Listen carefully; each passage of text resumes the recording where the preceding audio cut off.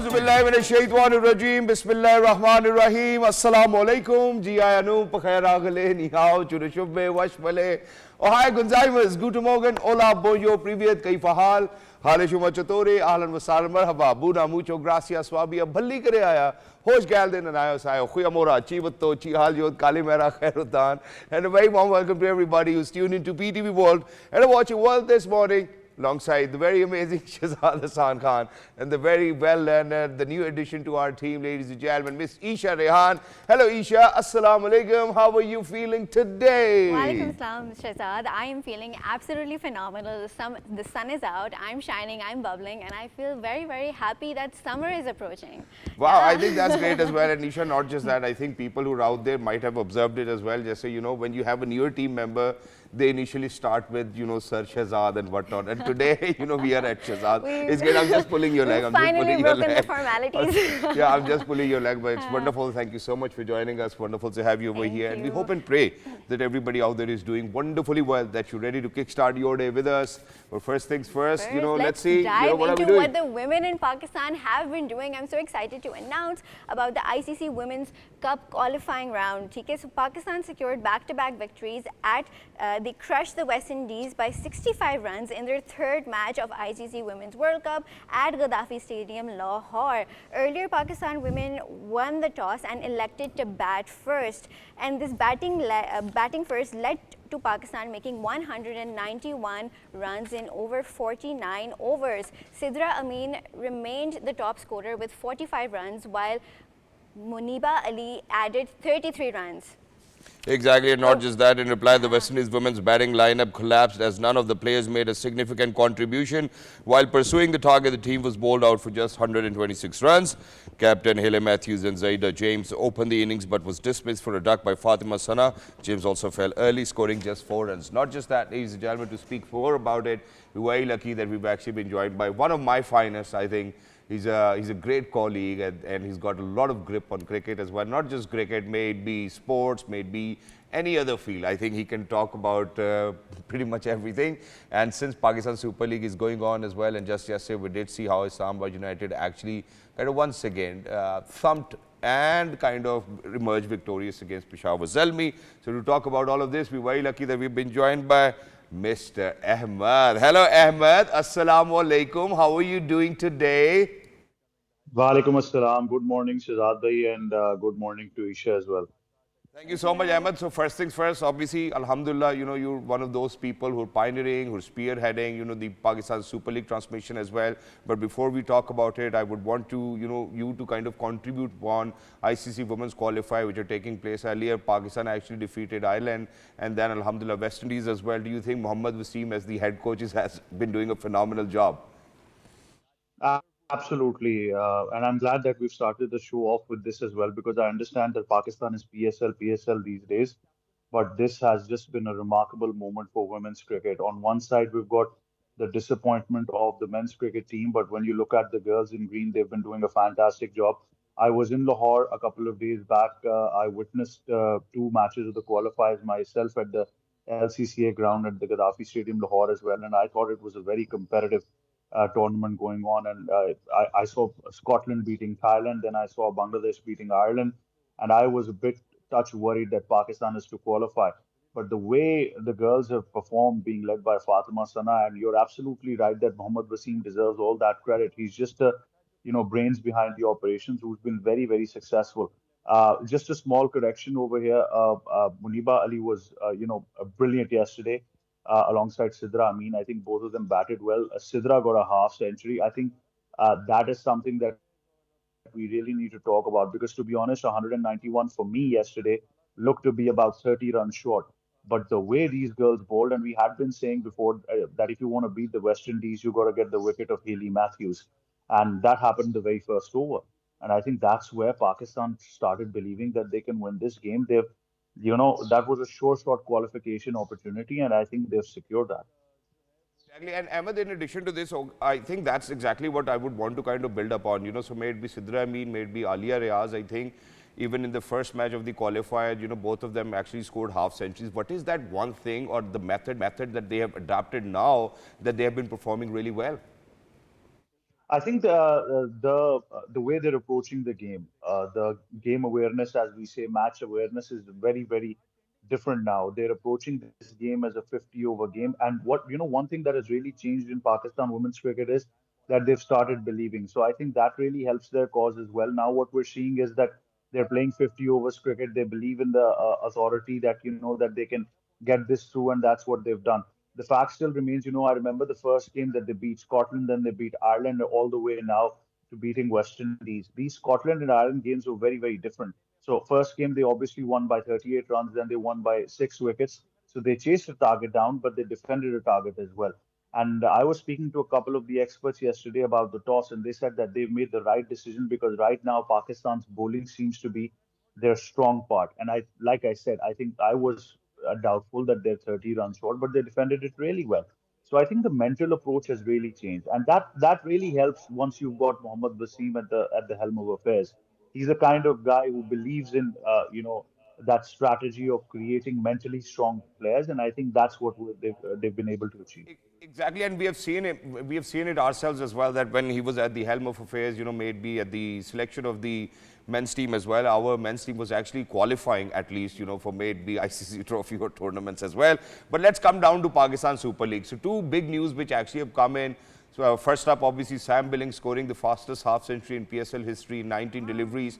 Not just that, I think I'm going to move back to Usman Tariq as well, where his bowling action has been kind of taken notice of. So what do you have to say, first of all, about both of these gentlemen? Well, let's talk about Usman first. He's been playing a lot of domestic cricket in Pakistan, and his action hadn't been reported suspect. But this is the first time that the on-field umpires have called for a checking of his action, and I think that is really, really disappointment for Quetta Gladiators. They've also taken to some forms of media to claim that they're being unfairly treated, and that it wasn't supposed. But what we have to understand, the law says is very simple. If a bowler is reported for suspect action, then he's got a couple of days to obviously go through a couple of tests and some drills as well. And if he's able to satisfy the committee, then he can obviously return to bowling. So I think it's a disappointment for Quetta Gladiators and Usman, but then again, I think he still has a chance. Sam Billings, on the other Exactly. hand, brilliant performance. Yes. Exactly. So very quickly, I think one last question, Ahmed, which I'm going to put your way, and that is that one thing that which I've been observing now. Imagine with James Wins scoring a century, Rizwan scoring a century. I think every other person who's actually coming down is scoring a century. Unfortunate for Haris yesterday as well, because there was nobody on the other side. One thing which I've observed now is that these wickets that we've prepared for Pakistan Super League are high-scoring pitches. So it's hardly that you see that there's seam, and then unfortunately for our bowlers, we do not have that pace where it's going to swing as well. But what we do wrong is that when all of these players start to actually score centuries, we think that we need to include them in the national T20 squad. Do you think this Pakistan Super League, the way that the matches are going on, is actually something which should serve the purpose for us to kind of select players from Pakistan Super League and induct them in the national T20? Be mindful of your words. Please go ahead. Well, I'm a bit disappointed that this question deserved a whole hour, but unfortunately, I'm going to try to put it as in small words as I can. Look, you know that pretty much better than me. You host one of the biggest shows in Pakistan when it comes to sports game on it. The fact still remains, you've discussed it over there as well, that our policy and our calculations and our formula is absolutely horrible. We've done that in the past. These are the same pitches that were used for the Champions Trophy that have been obviously being used in the stadiums right now. So they're high scoring pitches. And our bowling lacks that quality. You're absolutely right. What's going to happen is somebody like, and I'm sorry to say the name Usman Khan, is going to come up one fine day, score a century, and then be drafted into the Pakistan side, and it's going to go horribly wrong for us. On the other hand, we've got a player like Shahzad Farhan who scored 100 last night for Islamabad United. He's been the top run scorer, not in PSL, in National T20, which is Pakistan's domestic tournament, for the past 3 years. He's absolutely brilliant. In the recent year tournament just concluded before the Champions Trophy, the guy scored about almost, I think, three to four hundreds in five T20 games. These are the kinds of players we need to bring into the team. But unfortunately, every time Farhan has been brought into the side, he's been slotted at number 4 when he's a genuine opener. So I think we're going to go So much, nowhere Ahmed. with this formula. Yeah, Ahmed, thank you so much, for your expertise on cricket as well. So may it be T20, but Ahmed Nawaz, ladies and gentlemen, one of the finest that we have over here. Thank you so much for being with us. Lovely to be in conversation with you, Janu. Sorry, yeah, I don't know whether I should have been saying Janu on screen or not. But now, ladies and gentlemen, as we've always mentioned, that that it is of utmost importance that we actually share with you people who've actually crafted and shaped up our culture and made be the arts, or not just that, the philanthropic circle that we see today. So which is why today, the death anniversary of renowned philanthropist Bilkis Eidi Sahiba is being observed. She breathed her last in Karachi after suffering from cardiovascular disease last year. A nurse by profession, Bilkis Bano Eidi had spent more than 6 decades of her life serving humanity in need. She headed one of the world's largest charity organizations after the passing of her husband, Abdul Eidi, in 2016. Under her dynamic patronage, the Eidi Foundation saved thousands of unwanted babies. Apart from providing the world's largest ambulance service, her charity operates a large number of free nursing homes, orphanages, clinics, women's shelters, and food kitchens.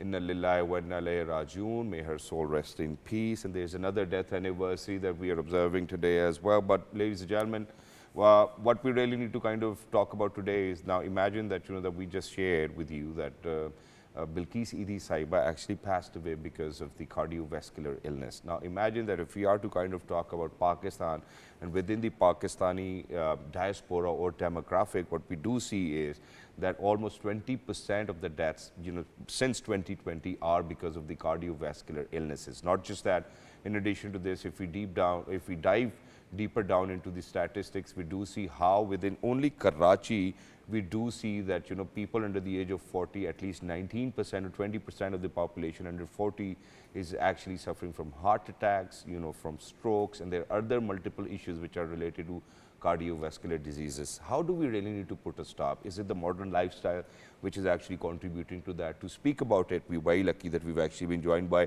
Professor Dr. Muhammad Shafique Arshad Saab, who happens to be a cardiologist at PIMS. Hello, sir. Assalamu alaikum. Good morning. How are you feeling today? Alhamdulillah, I'm fine.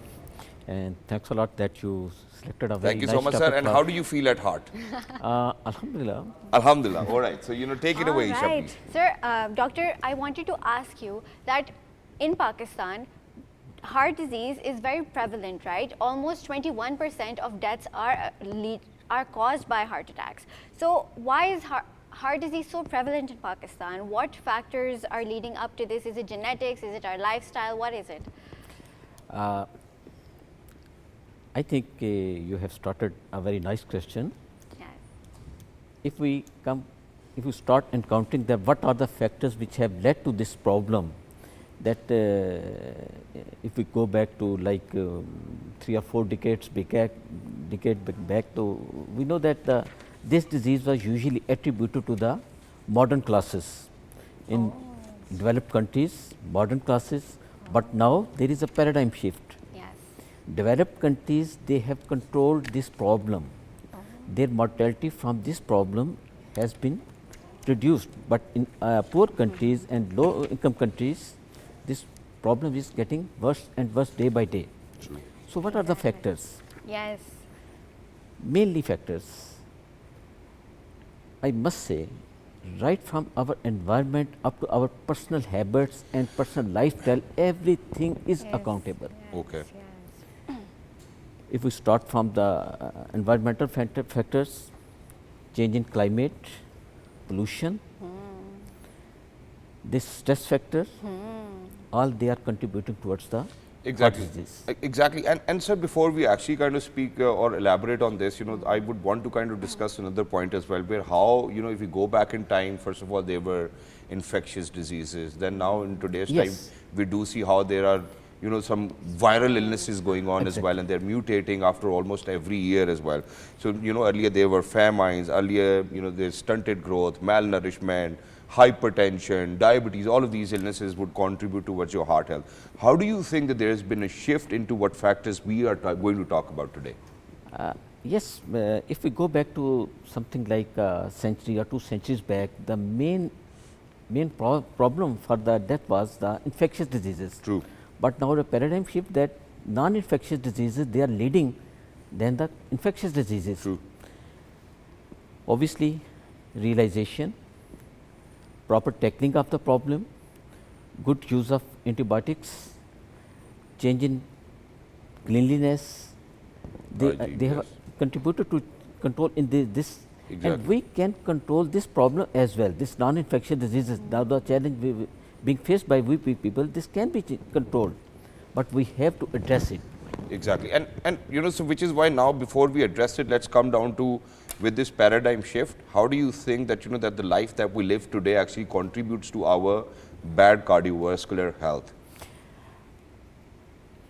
Let me start from the very beginning. Sure. Baby is born, Yes. nature milk, mother milk is the best food, Okay. All right. but we have reduced that. True. Now the culture is that this practice is being discouraged, and we usually feed the babies on artificial feed, अब डब्बे वाला ही है boss. dabbe wala. True. Okay. Baby grows up,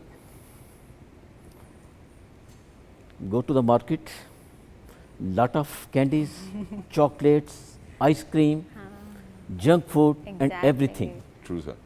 sir लेकिन अब बचपन में इतनी गुंजाइश तो हुई थी ना सर? नहीं, there must be some हफ्ते में गुंजाइश। एक दो दफा को आइसक्रीम हल्की जी सी. होनी तो चाहिए, लेकिन इतनी तो नहीं ना जी कि I daily. think everything needs to be done in Everything. moderation. You do not have to Everything spoil has your to- child basically. Everything has to be in limits. Yeah. True.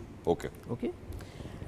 What we are paying, junk food, this high fat intake, and second thing, we have increased the calories, Yes.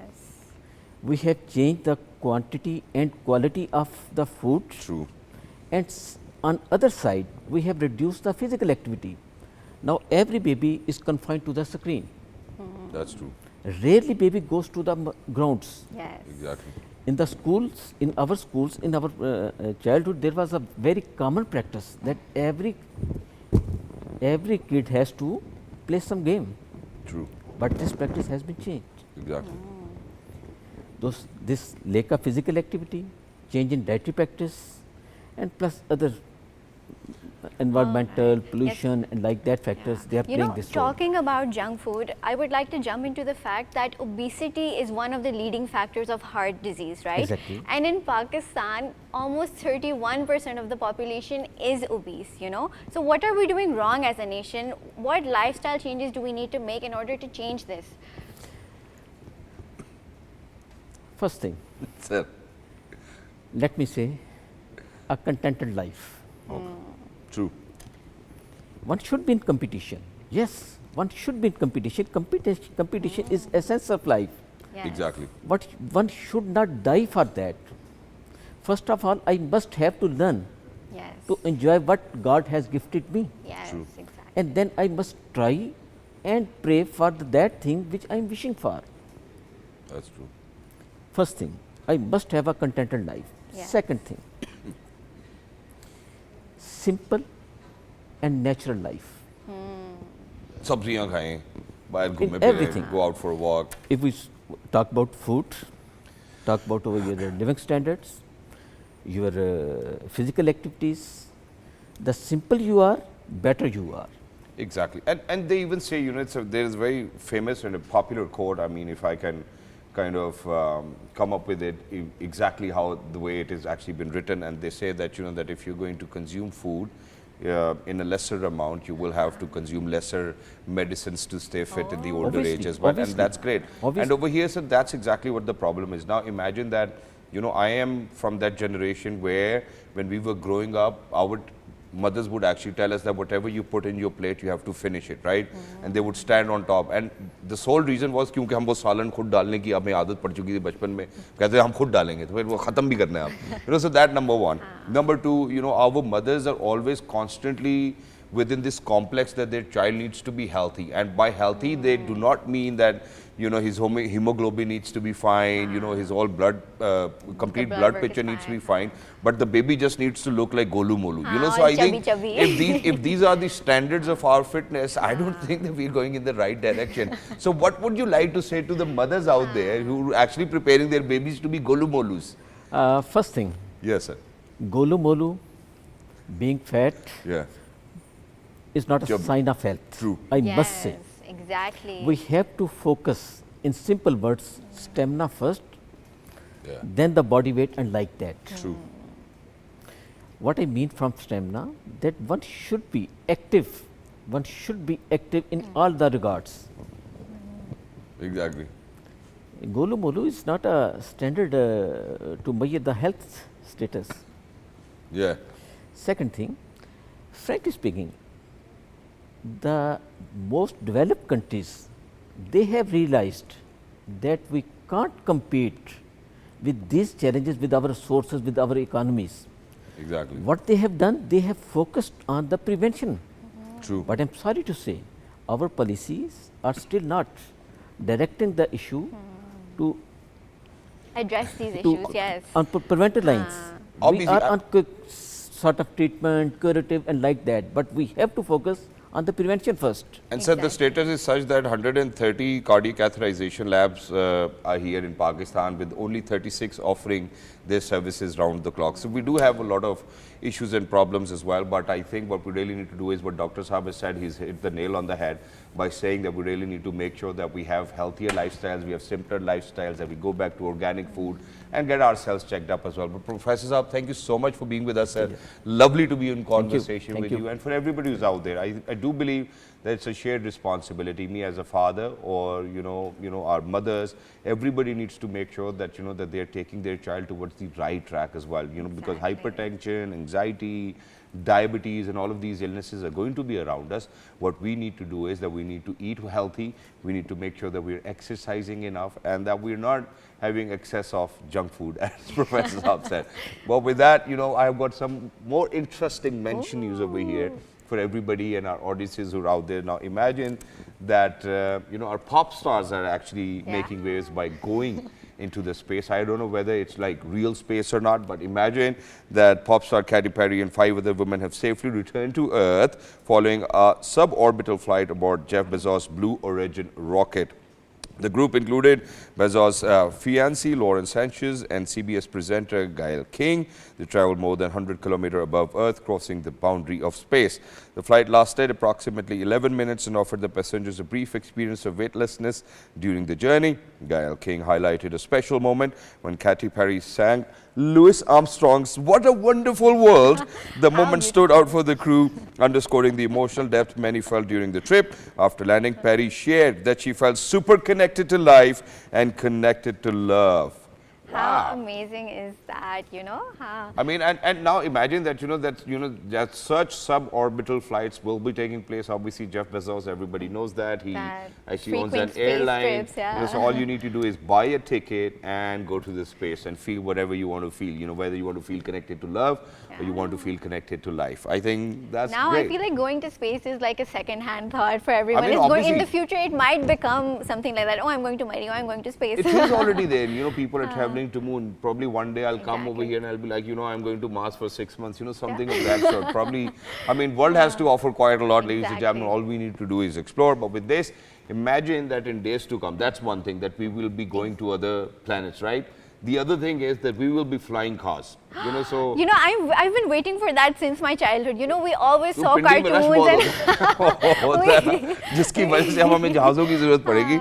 But imagine that that our future travel is actually going to be safer than ever, where air travel is even safer. To parachutes designed for entire aircraft, this concept has gained traction with innovations like the ballistic parachute system, notably developed by companies such as Ballistic Recovery Systems.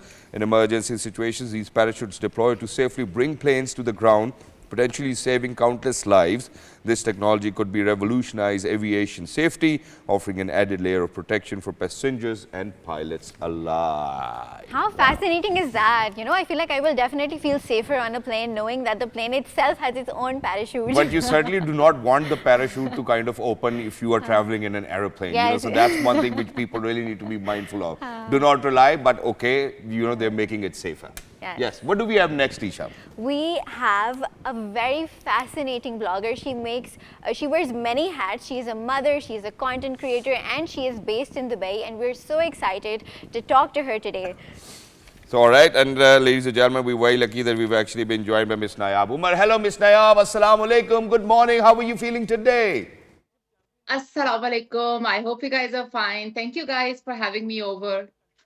Absolutely perfect. Thank you so much for joining us. It's wonderful to have you over here. And certainly, I was going through your bio just yesterday, so we will certainly be talking about financial independence for women. But there are a lot of things that you do about your blog as well. So please, first of all, share what you do on your blog with our audiences in 46 different countries, and then we will continue. Sure. So I'm Pakistani-based content creator, live in Dubai. Me and my husband moved to Dubai about 10 years ago, and Alhamdulillah, it's been going wonderful. So I think I'm having two kids also, so mashallah, so they are grown up, and I think they were actually a pickup start for me, and that's how I picked up.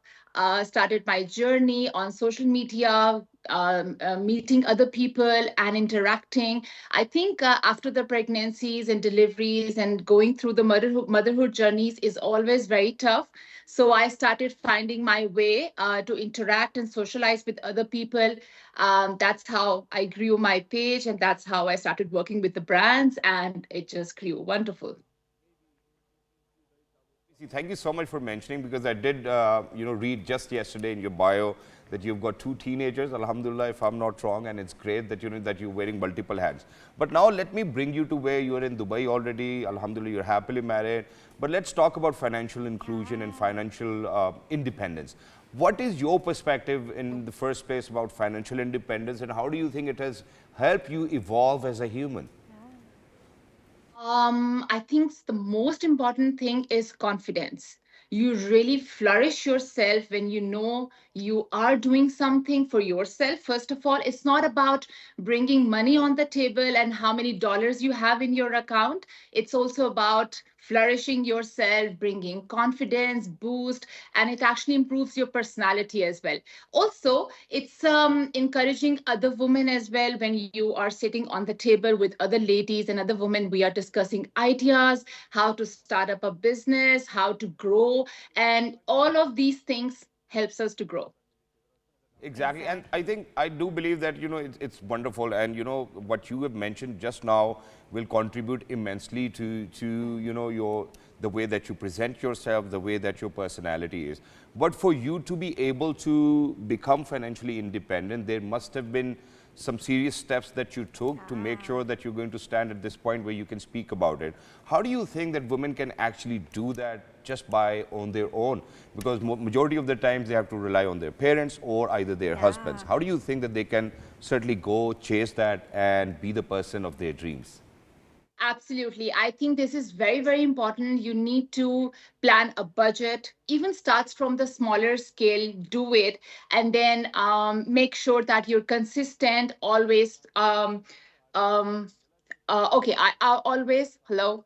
So financially independent, and also making sure that you're saving consistently. It's very, very important. And also having a supportive family as well by your side. It's a major point.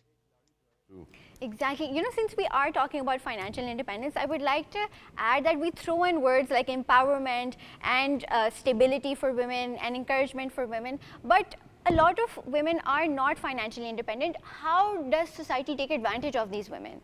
How does it benefit society when women, we are not financially independent? we're not independent? I don't think that our society takes benefit, but let's see what our guest has to say. How is it misused? Yeah. To be honest, this is a very big drawback coming from our society, because why we are not flourishing and giving our chances, and actually a good chance to our ladies around. We just mainly focus, because I think it starts from the house and our parents and everyone. So we have seen generation to generations, they are focusing on that the men will be the only empowering inside the house. They will be the only one who will bring bread and butter on the table. That's very, very, it's like, I think, drawback, which is playing a major drawback role in the society at the moment. So this is what we have to do. We have to start encouraging our ladies to start working on financial independence, start saving even smaller, from your pocket money, you can start saving a little amount, which will also help you to save bucks in future. And also confidence. from your young generations, like I've got a teenager. So what we do is that we have already set up our statements for her, like, okay, you have to save at least this much amount from your pocket money, and that's very important. So you need to spend also, you need to learn how to save and spend at the same time. It will help her in future. So I think these are all the things. And then also bringing, instead of breaking the barriers, they should work on building a bridge that will help the communities, not only the communities, the society, women around you. So that really helps. Nayyab, thank you so much for saying that, that rather than breaking the barrier, we need to bridge. I think it's a wonderful thought. And you have certainly, you've told us how to save money, and that is a very, very useful tip. But I which think is we why, can- in addition to this, yes, sure. Eesha, I have another question, and it's a good news for everybody out there as well, that women really need to keep an eye out. Now, imagine that State Bank of Pakistan is actually offering easy loans up to 5 million rupees, where you have to pay the first installment probably after the 6 months of getting that loan as well. And I think that the monthly installment is up to 80,000 only, Wow. and probably the markup is as low as 5%. So people really need to keep an eye out for that. But Nayyab, now I have another interesting question, and that is that we do see that when women, alhamdulillah, that they are independent, they have financial independence as well, and they're doing good at careers. What starts to happen is that we have seen over here within the Pakistani community specifically, I'm talking about, that there's a disruption. So if the woman starts to earn more than the man, there's a problem at the house. So how do you think that any woman can actually get that situation under control as well? And because the male ego obviously at times is really fragile, how do you think that we can tackle that issue?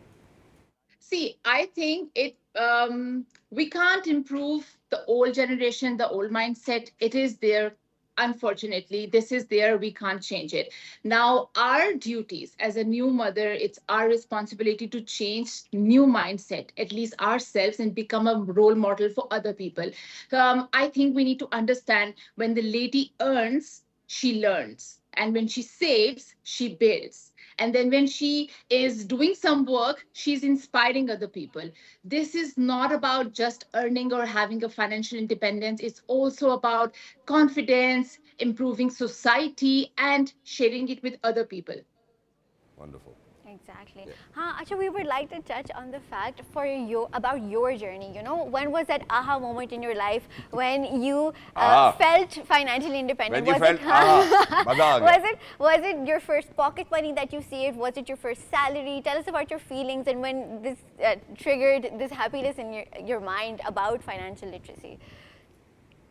It's amazing. I felt over the moon. And to be very honest, coming from my father's side and then my husband, they have been taking good care of me always. So I never felt that I have to be financially independent. Never been, I had been told to please, you have to have this mindset to have your own financial setup, your bank account and anything like that. I was just thinking that this is our life. And then first my father will take care of me, and then my husband, later on my brother, So I feel like, these are the men who in my life, they will take care of me. But I realized this happiness comes from your own financial independence. So when you start earning, when you see your first transaction fluctuates in your account, then you feel happy. And then I think this is the best feeling ever, because you start spending that money not only on yourself, for your family members, for your kids, for your people around, for your house. So I think this really boosts a lot of confidence, helps you to grow. Exactly. Thank you so much, Nayyab, for being with us. Lovely to be in conversation with you. And may a lot of $1 million actually land in your account for all of those women who are listening to us. And even if they are not listening to us, ladies and gentlemen, please make sure that you're more aware. And if in case you are to kind of go to a bank to ask for a loan, please make sure that you have a plan where you will be investing that money. But with that, I think there's another important topic that we'll be talking today, and that is certainly climate change. We did had professors come over here and say that how climate change can actually have an impact on our health. That's wonderful. But imagine that for a population which actually comprises 60% youngsters in the country and are not included within the policy making of climate change is something which is a big question mark. Yes, yeah. so which actually happens to be a big question mark. So to kind of speak about it, ladies and gentlemen, we are very lucky that we've been joined by the climate change policy expert who happens to be hasnain Syed Saab. Hello sir, assalamu alaikum, good morning. How are you feeling today? I'm feeling great. Wa alaikum assalam, and thank you for having me on your show. Thank you so much, sir, for joining us. Wonderful to have you over here.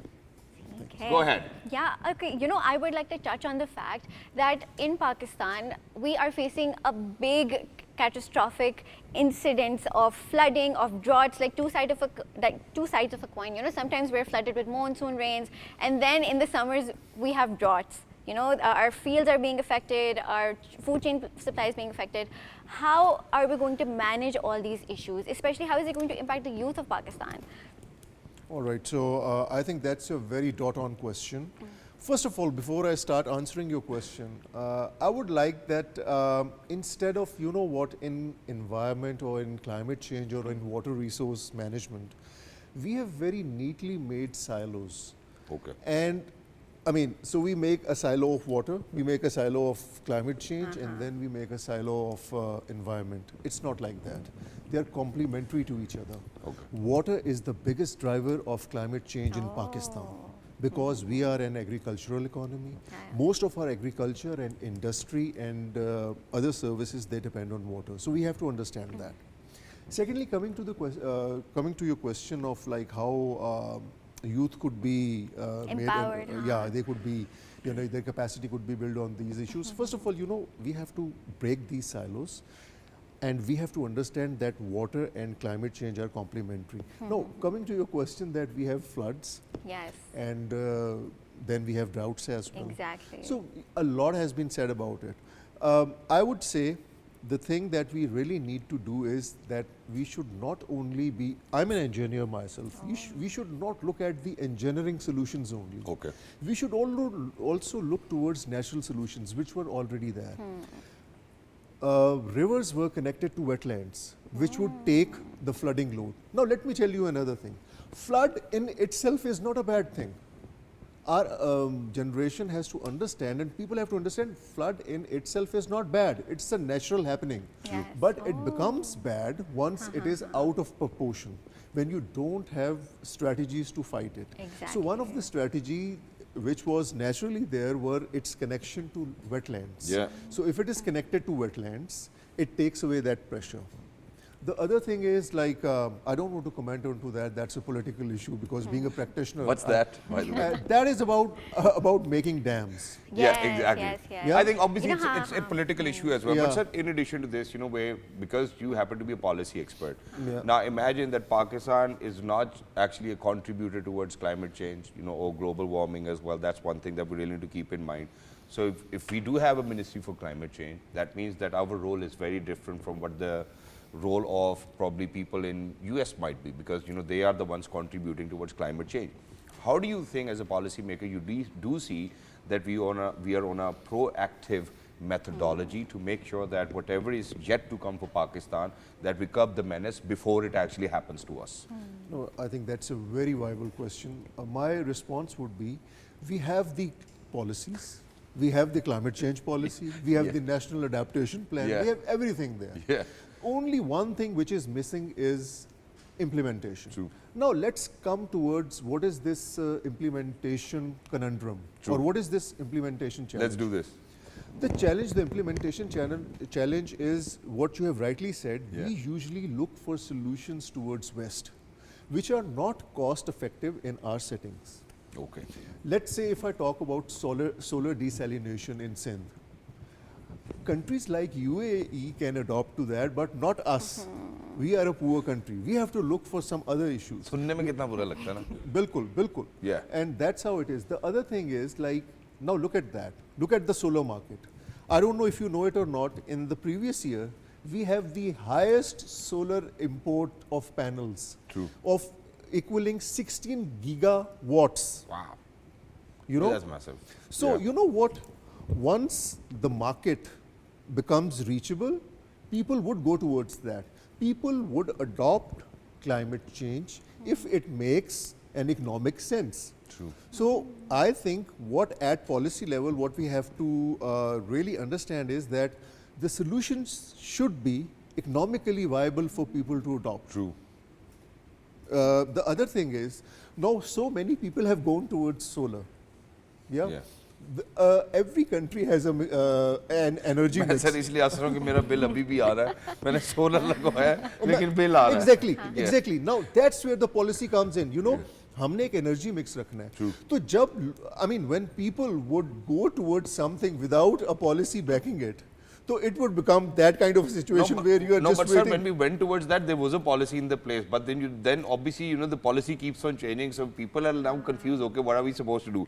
Okay, but having said so, I think one of the other major issues that I do see is that, you know, that there is Global Climate Fund as well, right? Unfortunately, or probably I think people refer to it as GFC, and unfortunately, we are unable to tap it. And the discussion that we've had on the show, and, you know, people who've actually were at the COP28 and COP29, what we've seen is that they say that we do not have projects which we could go and pitch to, you know, for the Global Climate Fund. How do you think that we really need a team of smart people come together and be like, hey, you know what, this is what Pakistan's going to do to curb the menace of climate change, and this is where the fund's going to come in from? How do you think that we can actually tap on that? Shahzad, again a very pertinent Thank you so question, much. but I'll be very honest in Sure. this. First of all, as a country, we have to realize that although we are one of the 10 most climatically hit countries, the money is just not lying over there.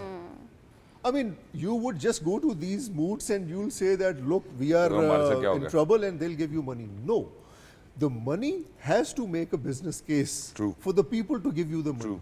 And similarly, it's true for GCF. A lot of funding is with the GCF, and Pakistan has something like 9 to 10 projects from them as well.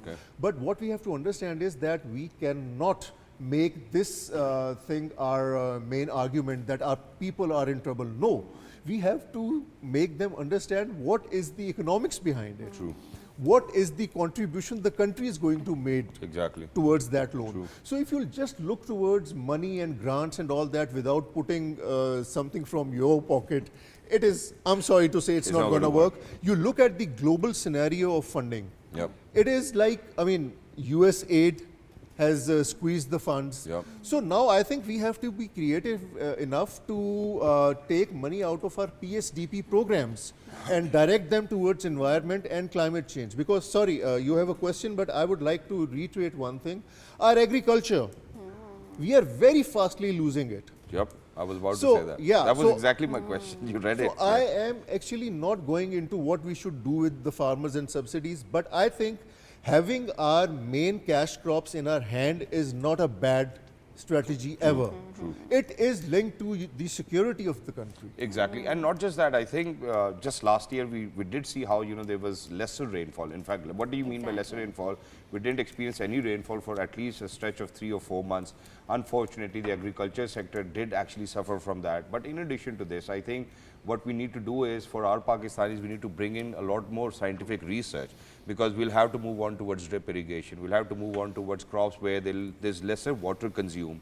Now, unfortunately, because there was no rain taking place, and then this engineer friend of mine who said that the water content within the soil actually went away because there was too much sun as well, and then the crops won't perform the way that they have been performing.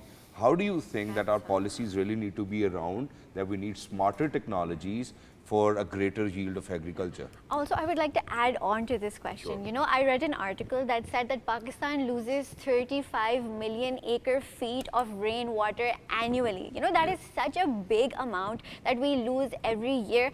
What can we do in terms of infrastructure or policies to mitigate this issue? You know, we need to preserve water for the youth of Pakistan and for our country to run. So please. All right, so first let me, I'll start off from your second question of 35 million acre feet going into the sea. Look, that water is not wasted. Let me tell you what. When the fresh water flows into seawater, that is the place where you have mangroves. And due to better management of mangroves, your import of fish and catch of shrimps has again gone up. And your industry has revitalized. So first you have to keep that thing in mind, that the water going to delta is not waste of water, but it supports an ecosystem. Yeah, it could be contested that instead of 35 million acre feet going to the delta, we could settle for 10 or 15 million acre feet. And the rest is what you can store somewhere and use it when it is needed. So this is Nee, this was a very interesting fact. You know, we were very devastated hearing about climate issues, but this was a very positive fact. So, and thankfully your mangroves, they have stabilized over the years. The other question maybe we that need to bring in Shahzad, you have research asked, I would say, like, I'm an engineer, and whenever I hear about technology, it certainly gives me goosebumps. But you know what? I want to stay towards the reality side of the picture. Okay. The reality side of the picture is that at this point in time, our farmer might not need too much technology. Okay. But bit of, like, you know, safeguard in terms of economic means. All right. Because you know what, I dread the day when our farmer would stop growing wheat. Now that is something where we have to set up. And what I'm trying to reiterate again and again is that food security is linked to your national security. So if, let's say, for your main cereal crops, if you are dependent on a Central Asian state and your farmers goes the other way around, and then someday, I mean, they are not there for you. So you should not lose your cereal crop advantage. Thank you so much for saying that, and I think it beautifully wraps it up as well, that your food security is actually dependent on your national security, and I think it actually kind of interplay a role which we really need to understand. But thank you so much for being with us. Lovely to be in participation with you and in conversation with you. And thank you for lifting our spirits. And for everybody who's out there, let me be very honest. I've done my part of research on this, and that is that Pakistan is not water scarce. It's just that we are not able to save the water that Pakistan gets. You know, I read that countries like Singapore, they actually use 90% of their rainfall water. They preserve it and reuse it. So I feel like we need to imply these things in our country as well. बारिश ही नहीं हो रही, अब 4 महीने बारिश ना हो, उस चक्कर में हम 17 अरब रुपए लगा दें, ये भी नहीं हो सकता. So I think everybody needs to have a policy for that. And we really need to sit down, think about it. But for everybody who's out there, ladies and gentlemen, please make sure that you look after yourselves. Thank you so much, Eesha, for the wonderful contribution. For everybody who's out there, write to us at worldthismorning@ptv.com.pk. Until next time, Allah Hafiz. Good morning. Have a great day. Thank you so much. Wonderful.